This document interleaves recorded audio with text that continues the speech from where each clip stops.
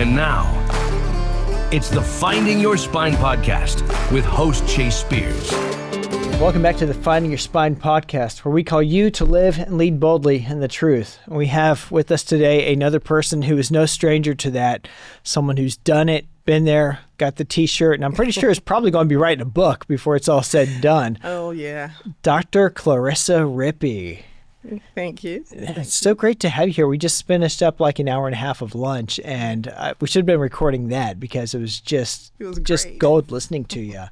You're just flat out amazing. Well, you're kind.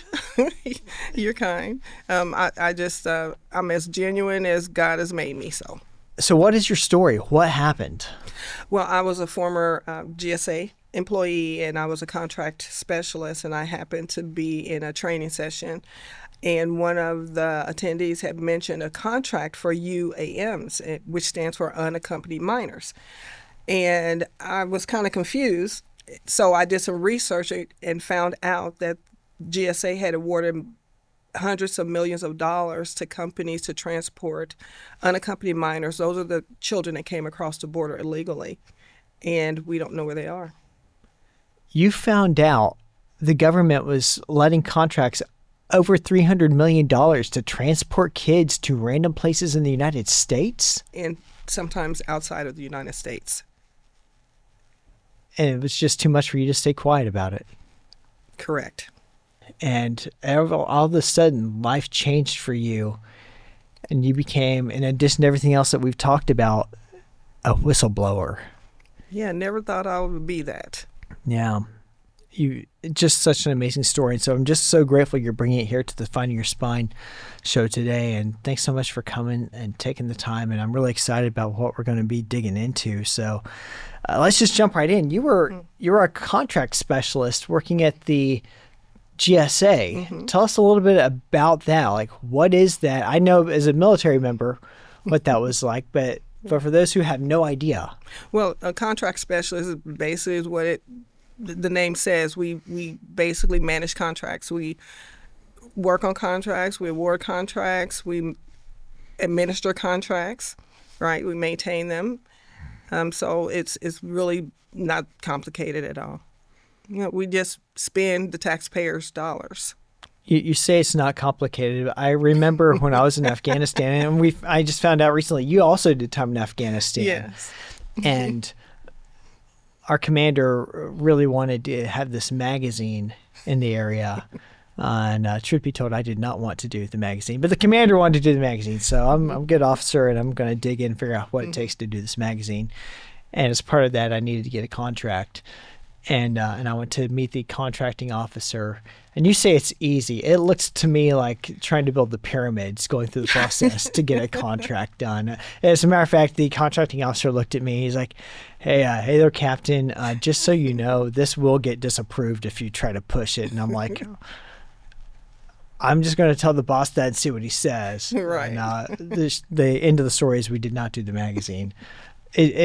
Well, when I say it's not complicated, it's, to be honest with you, if you have the patience, you can learn to do contracting. The complicated part of it would be having a good rapport, a good relationship with the government contracting officer or contract specialist, making sure that you communicate well, right? And it's so much. It is so much to becoming a contract specialist. You have to be, of course, you get certified and so forth because you're dealing with billions and billions of dollars, right? And I wasn't a contracting officer, which is the individual who signs the contracts, who basically is on the line for millions, sometimes billions of dollars. The contract specialist is the one that does all of the work, do the marketing research, the financial analysis. We do all of that, and we put it together. The contracting officer reviews it, and then we approve it and push it forward. It's a lot of little steps to take. One contract can take you almost a year just to get it over the finish line because you got to modify this and you got to modify that. And it's like, oh my gosh, they forgot to put the dot after the ink in their business name. So you got to go. It's weird. It's very bizarre. However, it's not complicated if you can get it all done with your little checklists and make sure you cross the T's and dot the I's, and you're good. You're good. But you have to have good resolve. Be very patient because you will be tried. You will be tried. But I enjoyed it while I did it. So speaking of spending government money, I'm sorry, I'm going to get off on just a small rabbit trail. I promise we'll come back to this.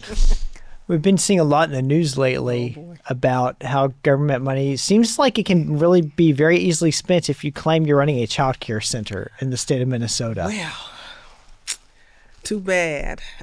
No, I'm not going to say that. Forgive me, Lord. I would have never thought, and this is the truth, I would have never thought in 1,000 years that someone could just open up a child care center and not have a child care center, but get millions of dollars just like that. I just don't understand that. But it goes back to the person who's managing the contracts too, who's awarding the contracts. So that field is still the contract specialist, contract officer, and anyone that approved that is culpable too, right? With all the fraud. And yeah, it happens. But when I saw those stories too, I was like, oh, wow, come on. Am I living in an alternative universe? Because this cannot be real. But Nick Shirley made it real. Yeah. All right. So I was just like, oh my gosh, more and more. I'm like, can this drama get any more dramatic? I mean, my wife and I, we have 5 kids and we're homeschooling. So it seems like we should qualify as a leering center, right?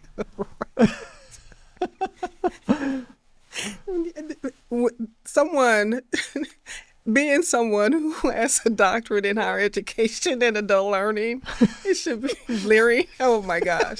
That just right there. I was so, when I saw Nick Shirley go up to the door, he was live and he went up to the door and I was like, I said, leering. I said, leering? What leering? And my brain couldn't compute. It couldn't. And he said, no, it's supposed to say learn. I'm like, oh my gosh. I mentioned we're going to be doing a lot more leering about what happened up there in the months to come. Exactly. Yeah. Golly. Yeah. It's disturbing. It really is. Well, speaking of things learned, not leered. Thank you. You learned some things that were happening in real government contracting to the tunes of hundreds of millions of dollars. Mm-hmm. Yes. That totally changed the trajectory of your life. When we were getting to know each other earlier, I mean, you had a very comfortable life. Mm-hmm. You had a career that you enjoyed. You were moving right along. The Lord had blessed, and there was no reason to do anything other than just continue on, continue working, continue being an honest civil servant, and then work towards eventual retirement from that, and then going into spending the next season of life investing into your children and your grandchildren, because you're not one of these people who believes retirement is about sitting on the couch making sure cable news works. Like you're active. Right. And you had that to look forward to. Mm-hmm. And then something changed. That darn meeting. I was minding my business and was invited to a training and I'm working remote from home. And it's like, oh, my supervisor, I think this would be a good training session because we want you to become a contracting officer. So take these trainings so you can get more familiar with the different types of contracts and what a contract and what it entails to become a contracting officer. I said, okay. So I just happened upon one training session and was sitting there and at my home office and sipping my coffee, and they started talking about blanket purchase agreements and one of the one of the attendees was also a contract specialist, and it had mentioned this contract for unaccompanied UAMs. And I was like, what's a UAM? In my head. And I'm taking notes, because these are terms that I needed to know as a contract specialist. So he was like, yeah. So he pulled up this contract because they were talking about a type of contract. And believe me, because of what I was finding out, my brain right now cannot unfocus on that contract. Mm-hmm. So everything, the surrounding information, the ancillary information is sort of escaping me right now, but I'm honing in on when he pulled up the contract, it said UAMs, capital U, capital A, capital M, small s, and right next to it, it spelled out unaccompanied minors. And all of a sudden, my brain shifted and said, why would the government be providing transportation for unaccompanied minors? Now, if you think about transportation and unaccompanied minors, you would think about, say, for instance, an elementary school taking some unaccompanied minors on a field trip. They normally have chaperones, right? Mm-hmm. So you would never think there would be children just put on a bus with no adults or anything and just shipped off or whatever. Well, this contract was, they had chaperones, but they were shipping the illegals that were coming across the border. A lot of them were bringing minors with them. And what year was this, do you recall? This was started in 2021, okay, 2022. And this particular contract, I believe, was awarded in 2023. And this contract specified the requirements was to provide transportation, so logistics, transportation, and hotel, room and board for unaccompanied minors. And it wasn't just a few. It wasn't just a few. It was for hundreds of thousands of children. And I'm thinking, where are the parents? That's just me. Where are the parents? Well, these were all of the children that were coming across the border, flooding the border, and were herded onto vans and planes and buses, and they were just shipped off into the interior of the United States or North America, period. Even I think some of them, they don't even know where they are because they don't even know if they're still in the United States. Okay? So when I saw that, the world just went into slow motion for me because my brain could not really process what I was hearing and what I was reading. So after the meeting, I just had to I literally told my supervisor I wasn't feeling well, and I needed to take the rest of the day off. And that's how it hit me. And I sat back and I'm like, okay, Lord, why me? And what am I supposed to do with this now that I know? And I didn't know who to talk to. I didn't know what I was supposed to do with the information. And I had just received a promotion. I had just gotten a promotion. And that was just like a month or about. So I got a promotion that April. This was in June. So I was very new to my branch and division. And I was asking the Lord, okay, what am I supposed to do with this information? And I didn't know what to do with it. I was devastated. I couldn't, because I pulled up the contract and I read it, the solicitation and the statement of work, and I was just nauseated. And I couldn't function the rest of the day. So I didn't tell my husband because I didn't know I didn't really know what I was processing. So months went by. My husband still didn't know. I didn't talk to anybody. I just kept praying about it, trying to figure out, what am I supposed to do?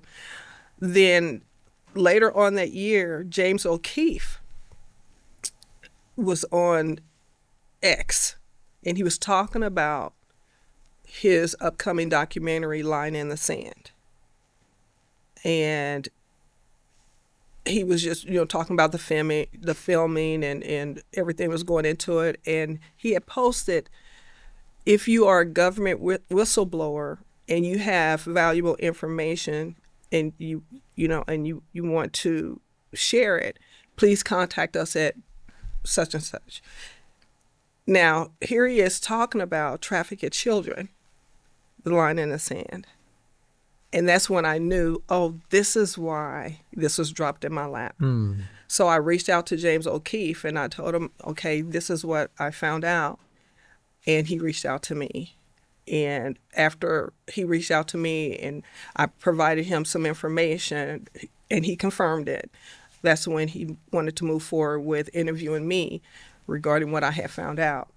And that's when I knew it was time for me to tell my husband, and I had explained to him. And when I remember being in the truck, riding in the truck with my husband, and we're going to get something to eat. And I don't even remember where we were going, but I sat there and I just broke down crying. And I told him, what I found out. And I said, finally, this is my out as far as this is what I have to do. I could have been one of those individuals like, what, I'm not touching this. I'm just going to, bury my head in the sand. My life was quiet, peaceful. I was living out my life. I only have a few more years before I can retire. I just want a quiet existence. I don't want anyone's drama. I don't want to know any of this. So, like put my fingers in my ear and hum, right? Well, most people do. Yeah. But I knew that wasn't, one, that's not me.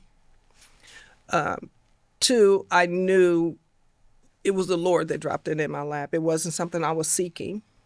I didn't even know anything about the other whistleblowers. I had no idea because I wasn't big on social media. I don't watch mainstream news. I don't, so I knew I was assigned to do something with this information. How many other people were in that meeting? Do you remember? I mean, how many? It was a training, and so it was about, because we were all remote. Mm-hmm. It had to have been at least 20 people. At least 20 people. Did no one else in that moment? I mean, I get it, it's virtual, and probably, I'm assuming probably some people got their cameras off and some people are probably there but not really there. But I mean, there got to be at least a handful who are dialed in and actually paying attention. Did no one else seem bothered by this talk about a contract to move hundreds of thousands of children unaccompanied across the United States? If they were, they didn't say anything or react to it. Again, it was virtual, and very few of us were on camera. I rarely get on camera, so they were probably, I don't know what they were thinking. All I know is what my reaction was, and I wouldn't be surprised if other people had the same reaction, but they chose to say, nope, this is not my dog. I'm not putting my dog in this fight, right? But for me, I couldn't sleep.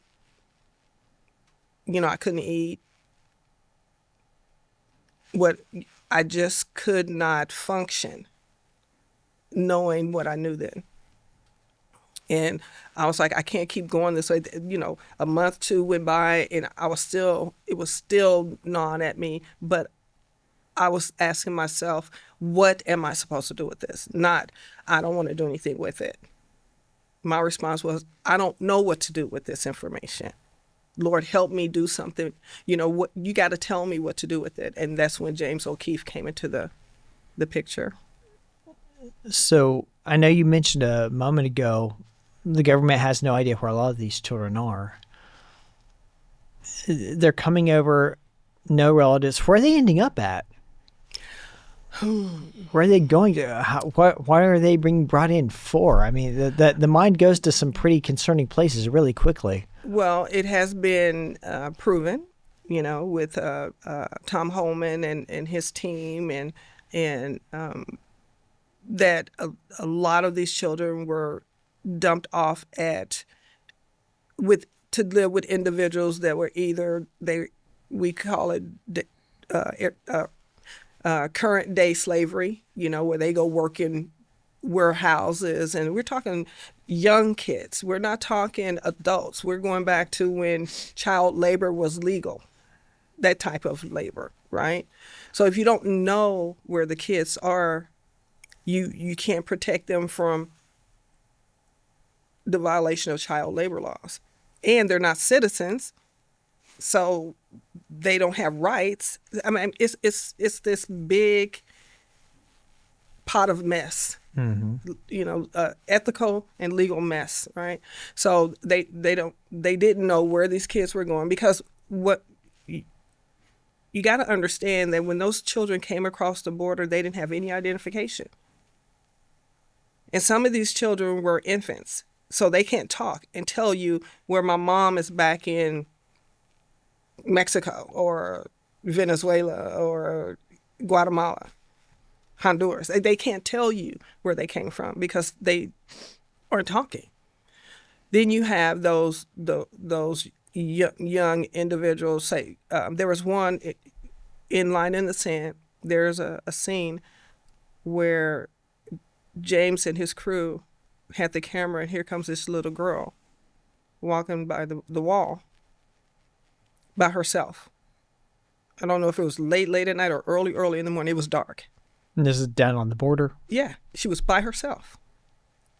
And I believe she was, I want to say 9 years old. And they were asking her, where are your parents? She said her father had died. She'd know where her mother was. She had no identification. She was barefoot.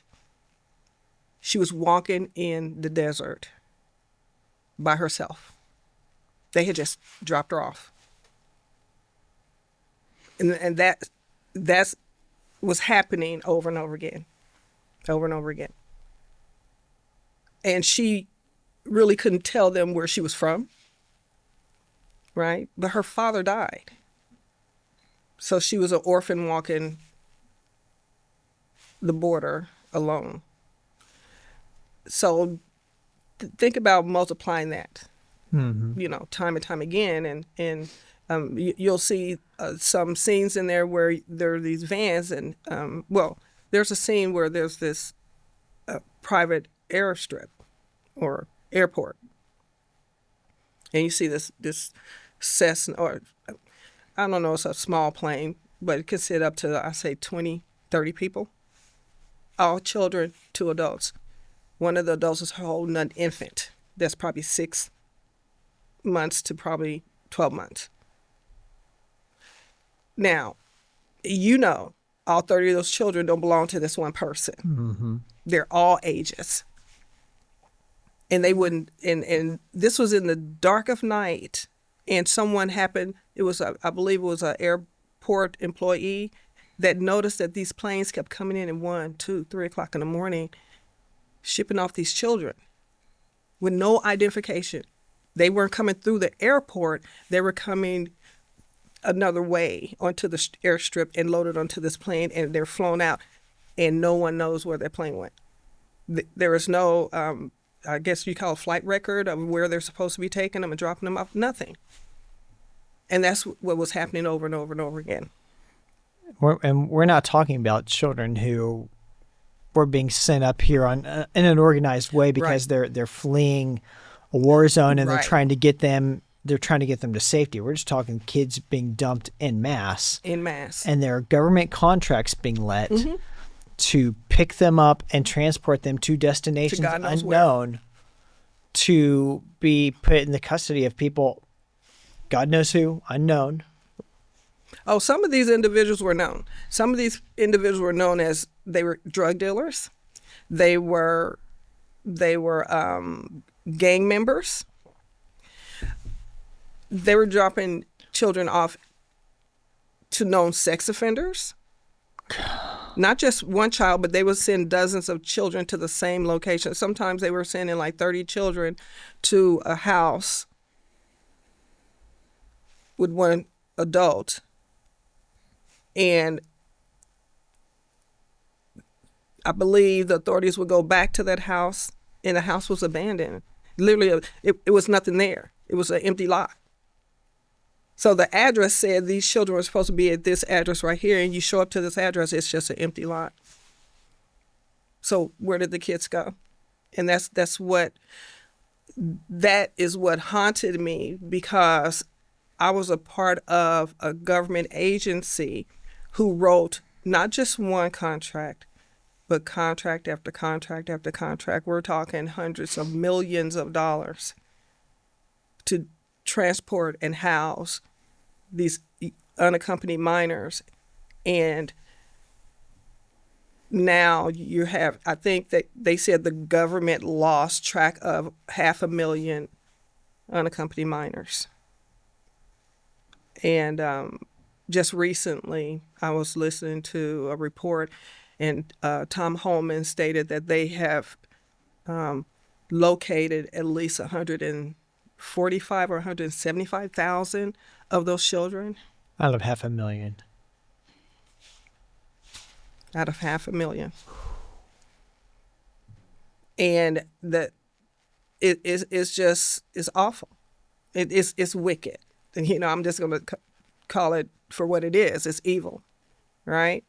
And now the Department of Homeland Security, or Tom Holman is from what I've watched and what I've read about him, he has a heart for each child that crossed that border. He's a father himself, so he understands, having love for your children and want to protect them and so forth. But he's always, you don't just get that heart because you have children. You've always had that heart. It's just exasperated when you have a child, right? But he has spent these last couple of years searching for these children. And now that it's coming out more people, not enough people are hearing about it, but more than before are now informed, right? And we just need to keep talking about it. I talk about it to whomever, I can, but I will say this, 175,000 is a blessing, but we still have, what's that, 225,000 and plus we have to find. And unfortunately, I will say some of them may never be found, because some of those children were shipped out of the country. So we don't know what country they went to. I mean, that number is bigger than the population of Kansas City, which is the closest metropolis to where we're at right now. Yeah. That's a major American city worth of kids. Mm-hmm. Mm-hmm. You, just from what you found, $374 million worth of contracts were being let to, for lack of better terms, or I don't think there is a better term, to smuggle children unaccompanied into the nation to whereabouts unknown. And that's just what you're aware of. Right. There's probably much, much, much more. Right. And this is only continuing because there are companies out there that are willing to answer the call. And what kind of organizations are playing this? Gosh, when I was doing my research, there, and I won't call them out, it's public knowledge, and the reason why I won't call them out here is for legal reasons. But as far as having integrity and why would a company even do something like that? And you look at the volume, the dollar amount that they will put on the soul of a child. They don't care. They're a commodity. And I'm pretty sure and I will just, let me go back to the person that even wrote the statement of work before the contract was even awarded. What type of human being would even sit back and draft a statement of work to identify the process of pulling children away from their families and shipping them somewhere unknown? Who sits around saying, okay, we want thousands of children to come over, however they get here, kidnapped, whatever, or they come with their parents and the parent dies on the way. But who writes such a thing? Who would draft a document and say we're okay with shipping? We're not talking American citizens. We're talking children from other nations without their parents. Who would sit there and just say, you know, it's a good idea. Let me sit here, get my cup of coffee or my tea, and let me just write this statement of work. And we're not talking about a statement of work that says to get children in danger to places of safety, like the orphanage, or that's not what we're talking about. No, we're not talking about that. We're talking about, oh yeah, you know, if these children come across the border and they're unaccompanied, we're going to just ship them wherever to this person, and we're not going to vet that person. That person could be a child molester, pedophile. We don't care as long as we ship them and put them somewhere. And some of those companies that got awarded those contracts, that was their agreement. I don't care, don't want to know what that person does, as long as that child has somewhere to go. No vetting whatsoever, right? So I go back to the contracting professional who thought it was a great idea, because it's not a great idea.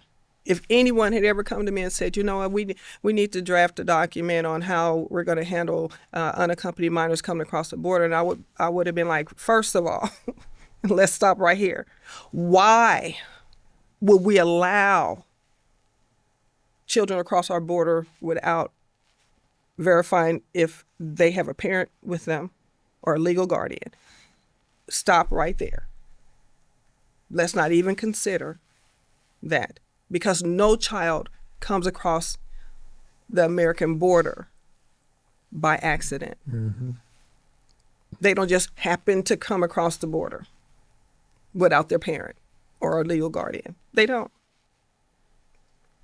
So I will go all the way back to the federal government and the contracting professional who thought it was a good idea to write such a wicked plan. But now we're here. It's been done. You know, it's been done. But I don't see how they sleep at night. I just don't.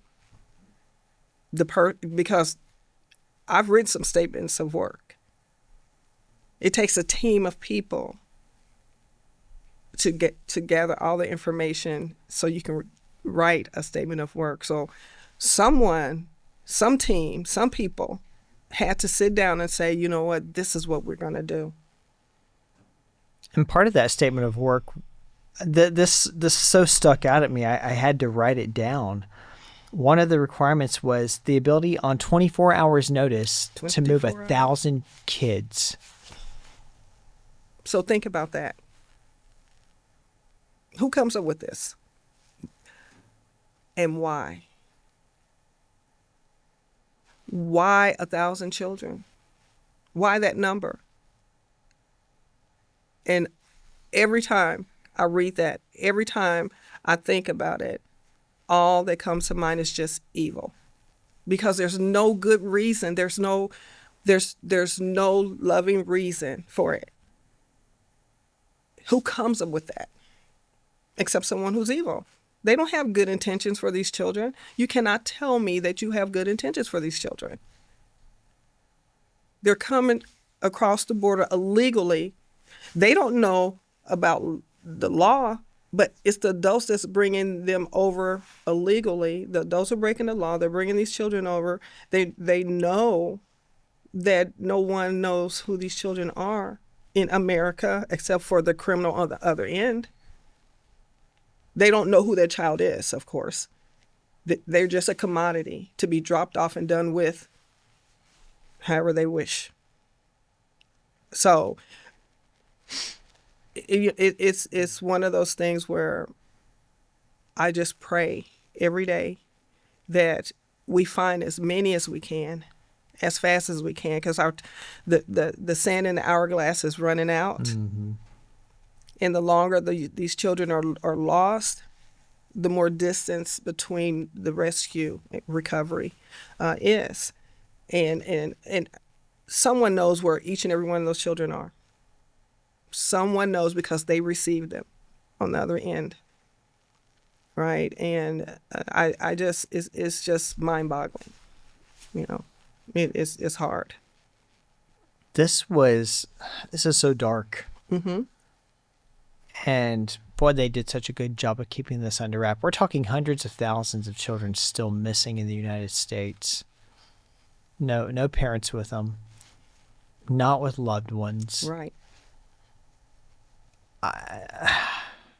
Journalistic malpractice that this is not an above the fold on the New York Times every week.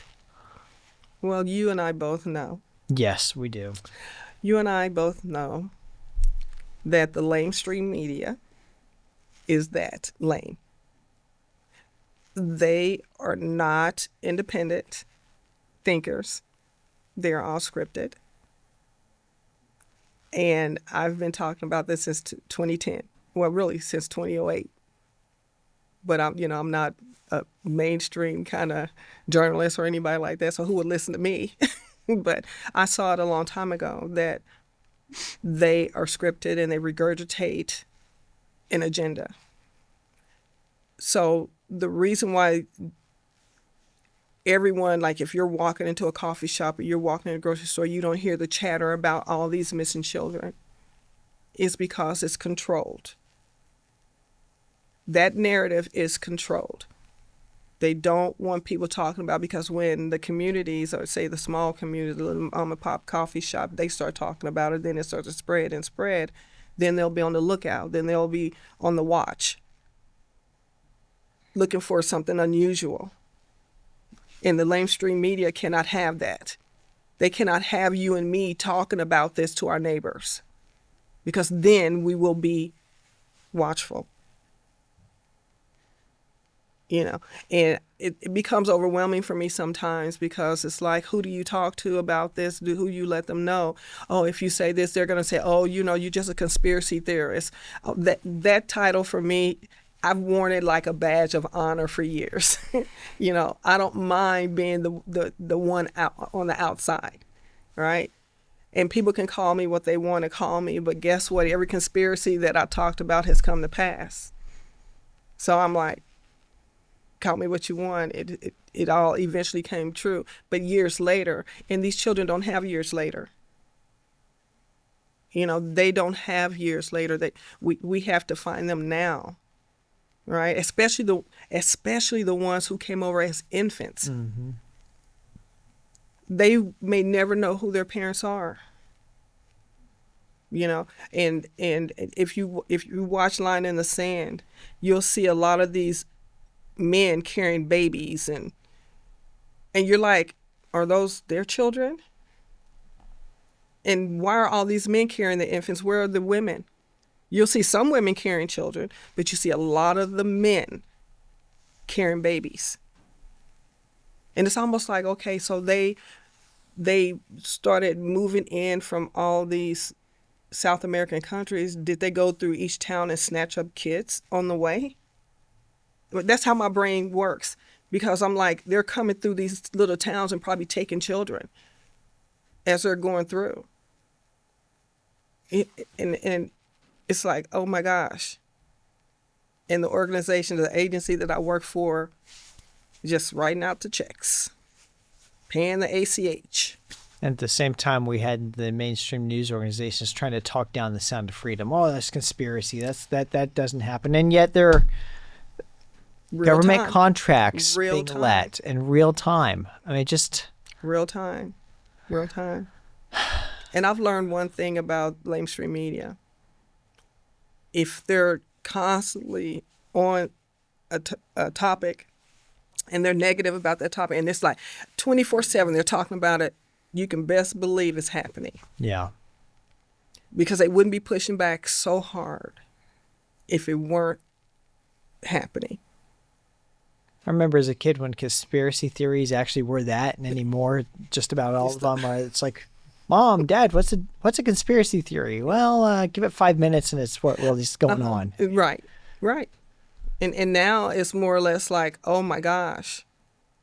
And this is one of the situations that will turn a lot of people off from mainstream media because of the blackout.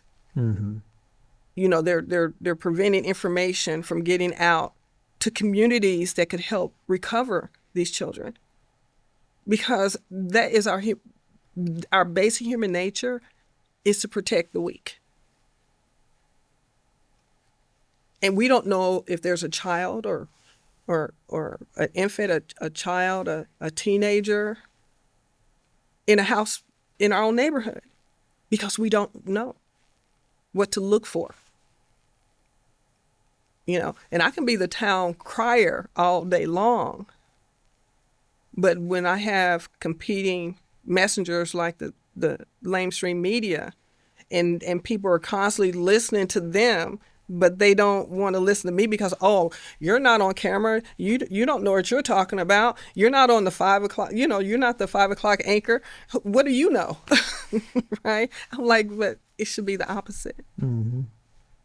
You know, and I shared with you earlier, it's like, oh, don't believe your lying eyes. You know, okay, I see what I see, but you tell me not to believe what I see.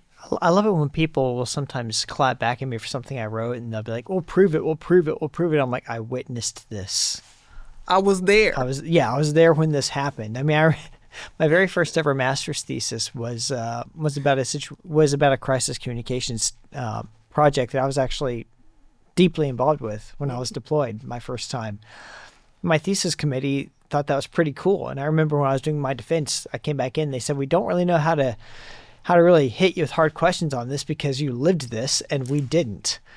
And anymore, it just cracks me up now. People are like, show it to me. I'm like, well, here's the documentation. My narrative of having been there. There's your documentation. Right, I was in the room. Mm-hmm. Mm-hmm. Yeah. And well, that's, as a society, that's where we've come, is we'll throw out, show me, right? And I won't begrudge a person for asking for receipts, right? Yeah, not at all. However, if I was the one that was there, like, I am the receipt. Yeah. Because I lived it. But that's where mainstream media comes in. They want to turn your experience into make-believe, that, okay, again, don't believe your lying eyes. You didn't really experience that. You know, like I share with you, it's like slapping me in my face and telling me you're not slapping me, right? Don't believe that. No, I'm not hitting you. You know, I'm like, yes, you are. No, I'm not. And they think if they say it over and over again enough times, then you will begin to question your own reality, right? But I'm like, no. I said, not today, Satan. Not today. We're not playing that game, you know. And so when it comes to our federal government, one of the things I will say right now is, now that this has been brought out through, the O'Keefe Media Group, you know, James O'Keefe and his team, and bless that guy, and Tara, she's been wonderful because she was with, I believe, I want to say, Health and Human Services, I believe. She was, or FEMA. I think she was FEMA. She saw a lot. So there were whistleblowers before me talking about the missing children as well. You know, I just, being in contracts, I'm like, I can't be the only one that saw this. And like you said, how many other people that were on that call or that in that meeting had any reaction to it but never said anything or did anything? I don't know any that did. To this day, to your knowledge, has anyone at GSA come out and been willing to offer any kind of defense of this? I do recall when I did the interview with James, I get back home and I go to work and I started getting these emails. And one of the emails came from the contracting officer who wrote the contract. And that person was like, I was the one that wrote the contract. Can we talk? I just want I just want to talk. And my attorney was like, no, don't talk to anybody. And I was like, here's my attorney's name and phone number. He said, call him. He'll answer any of your questions. Never heard back again. Never heard back again. And I got a couple of instant messages asking to have lunch, and how they commended me for speaking up and so forth. And I'm so cautious. I thanked them. I said, I appreciate, I appreciate you reaching out to me. Just keep me in your prayers. And that's all I would say, because my trust factor with the federal government is like negative 0. It's probably not quite negative enough. Right. Yeah. Right. So O'Keefe puts out this call, and again, you're living a quiet life. Mm-hmm. You had to know that when you reached out to him, what's going through your mind? I know, were it me, I want to speak for you. Were it me, about the time that I'm pressing send, my hand is probably shaking, knowing that this is risk. It's truth. It's required. Yeah. It must be done. Mm-hmm. This will not be easy. I wasn't concerned for me. I was thinking about my husband and how he would be affected.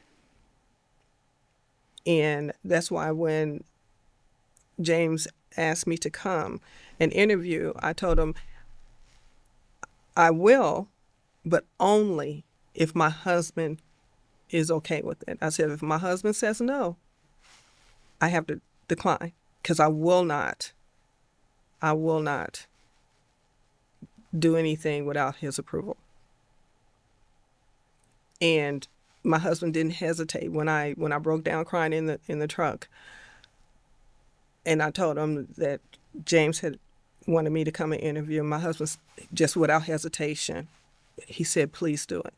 God bless him. My husband is the one will take a gazillion years to make a decision. He was like, oh no, let me think about it. Let me pray about it. Just hold off, not yet. Don't make a decision yet. So believe me, in a split second, without hesitation, he said yes. That's when I knew it was a God thing. I did. Because my husband is not one to make a quick decision. He invests. He's a numbers man. He's a data scientist. He likes numbers. He analyzes everything. So, he takes his time to make sure the outcome is the way it's supposed to be, So when he gave me his blessing for that, that was the only reason that I did it. And that's how I knew it was a God thing, because my husband was right on board with it. And that was my concern. It wasn't for me, because I would have, if I wasn't married or not a problem, I would have done it, because the fallout doesn't bother me. I just don't want my husband to be, impacted by it. You said it doesn't bother you. Mm. How? Why? I've always been that type of person, even as a kid. I wasn't afraid to jump off of high things. A kid on the bridge jumping into the river? Yeah, I wasn't. It was like, let's see, only two things could happen. It's going to be great, or it's going to be really bad. Right. And I'm one of those that like, that doesn't look fun. I'm not interested. And I can just walk away from something. Even if someone said, you're sure? Because you can make so much money. I'm like, nah. So for me, it's not hard for me to take a risk if it only impacts me. because I'm like, I always used to feel like I could handle it. I'm good. I'm strong enough. I can handle it. But if it's going to impact my loved ones or someone that's close to me, then I'm like, let me ask permission first. Mm-hmm. And you're still a GSA employee. I'm retired officially. Now you are. But when this went down, yes. When you replied to James O'Keefe, when you went and interviewed, on OMG, mm-hmm. you were still a GSA employee. Mm-hmm. Yep. That I think is the thing that blows my mind the most. Yeah, I was like, I have to do what I need. Because I know so many people who are like, well, when I get out, I get out, mm-hmm. And you did it. So how did they react? It had to be. There was no reaction. None. Whatsoever. Really? Yeah. I jokingly say this, but I was like, they didn't know how to deal with me. This is just my personal opinion. They didn't know how to deal with me because you had all of the progressives, talking, everything was racist, right? Everything was racist. You sneeze, it's racist. You blink a certain way, it's racist, So here I am in an organization. I'm the only black female in this group, right? I'm pretty sure they were like, I don't even know if I want to touch that one. Because she might call us racist, And I'm like, that is nowhere in my blood, right? But I truly believe because the DEI was so big in the GSA. Really? DEIA, it was so rampant. It was just nauseating. And I was just like, this is ridiculous. So when this happened, and I got, zero pushback, not like the other whistleblowers. All the other whistleblowers, one was Hispanic, another one was Native American. The rest of them were white. They got the most pushback. They either got suspended, they got fired. They got all the pushback. I was the only one that got nothing. So when we went to the gala, they asked me. Were you privileged? I never thought a day in my life it would happen. Because we were sitting around the table, and we were all sitting around the table. Each person was telling me how they got fired, how they got retaliated against, and I'm just sitting there. I'm like, what? And they looked at me. And I was like, I can't relate. And they looked shocked. They said, why? I said, I think because I'm black. Now, the gala, fill in. We went to, it was awards for the Whistleblower Awards ceremony at Mar-a-Lago. Mar-a-Lago. Might have heard of it. Yeah. And the OMG, it was a gala for the whistleblowers, and it was for the Citizen Journalist of the Year as well. And we all were invited to go to Mar-a-Lago for that, and it was a beautiful event. It was well put together. It was awesome. It was truly an honor to be there. And when I finally met all of the whistleblowers, my heart was so full because I then realized, even though I had talked to two, I was actually in a room with my brothers and sisters in arms, and it felt really good to have that support, and where I could also be a support to them. So yeah, but yeah, when we did the round table, and they came to me, I'm like, I don't even know how to respond to this. And then I was like, wait a minute, I think because I'm black, and they all fell out laughing. Like, what? I said, seriously? I said, because DEI was so rampant, I'm pretty sure they thought, oh my God, if we say anything to her, then she's going to scream racism. We can't have that. I'm like, how about just the truth? They trapped themselves. I said, so they basically got trapped by their own ignorance, right? And I'm the beneficiary. Nothing. Wow. Nothing. Wow. And you went on and finished out your career there. Yep. I had submitted my paperwork to retire, but then also it could have been to say, oh, she's retiring anyway, she's about to go. But they still could have done something. They could have tried to take my retirement from me. They could have done all sort like they did to some other whistleblowers. They tried to prevent them from getting their retirement. I mean, it was horrible for them. It was bad for them. But they didn't bother me at all. And it's truly, DEI truly backfired. You know, they could not get out of the mire mess that they had made. Yeah. So Wow. I giggle about it all the time. I bet you do. But they wouldn't talk to me or anything. And I remember, I believe James had asked me, did I feel isolated? I'm like, nah. I said, no. I said, I don't mind being by myself. I said, I'm somewhat of an introvert, you know, and I like being by myself. I like to read and crochet, you know, and that's what I said. Oh, they probably thought, oh, well, we'll just not talk to her. I'm like, you just don't know what introverts love. We don't like people talking to us. Just leave me with a good book and I'm a happy camper. Right. I said, so everything they probably thought they were doing to me, they were just adding more blessing on top of blessings to my life. So, hey. Wow. Where their own stuff worked against them. Yeah. I think that may be like the one and only positive story I've heard out of DEI ever. Exactly. I never thought it would be, but my goodness. You got, like, if nothing else, you got to do a book of like slam poetry on that. I mean, that would just be yeah, that's a good one. Yeah, that's right. Yeah. Clarissa, I love you. I love your story. I've never asked anyone this on the show, but I'm going to ask you because I think you're okay with it. You're such a powerful, strong woman of God. You've walked through this. You're you've made community with other people who are willing to stand up. Would you be willing, as we close out here, just to pray real quick? Just pray for those who are they're seeing something dark and they know they're supposed to do something, but they're terrified to do it. Mm-hmm. But they know they should. The rest of them. Can you just pray for that? Yeah. You want me to? Yeah. Would you?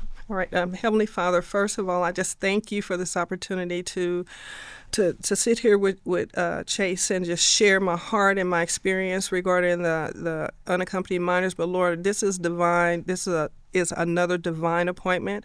And Lord, for those individuals who are out there right now who are struggling to decide whether or not to do something with the information that they have, because they are either afraid or they're nervous or they just don't know. Lord, just give them that peace. Just give them confirmation. Let them know that they are not alone. Just like when I thought I was alone, you showed me that I was not, and I'm never alone because you're always with me. So Lord, I know that you're with them.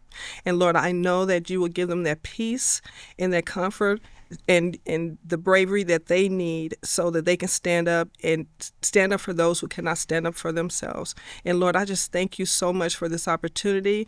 And I just pray mega blessings upon each and every person here in this studio and those who are listening out there. Lord, just continue to keep us and guide us in your word and your way. In your name, Jesus, we pray. Amen. Amen. Yeah. Thank you for coming. Thank you for sharing. Thank you for standing. Yeah. And so if you do, it's just, this is the great joy of me getting to do this series, is meeting and building community with people like you who you're not just standing back throwing darts at the board. You're there. Like because you're standing. Mm-hmm. Things are changing. Yeah. And the record is being built. Yes. And I truly believe for folks like you, there are treasures in heaven await. It's going to be fun, too. It is. It is. So anything, before we go, where can people follow you, learn more? Oh, if you want to follow me, I am Queen of the Pen, P-E-N, and it's queenofthepenbooks.com. I'm also on X as Queen of the Pen, and I'm on Facebook as Queen of the Pen. I was banned from there once. Another badge of honor. Right. But that's where they can follow me. Queen of the Pen. All right. Y'all totally need to follow Clarissa and check her out. And just thank you so much for coming. Yeah, appreciate that. You're bold. You have a spine. And it's just a joy to spend time with you. And it's gonna. I know this is just gonna be the first of many conversations that we get to have. But this is what it's all about, folks. Is people like Clarissa who take a bold stand. She knows where her spine is. She has her conviction. She knows what true north is. She knew where her line in the sand was. Do you? Put out a challenge to you to know where that line is. And when the time comes to stand up, stand firm, Find your spine. We're coming to you from the Herzog Foundation Studios in Smithville, Missouri. Until next time, I'm Chase Spears. Thanks for listening. Remember to like and subscribe so you never miss an episode. And we'll see you next time on Finding Your Spine.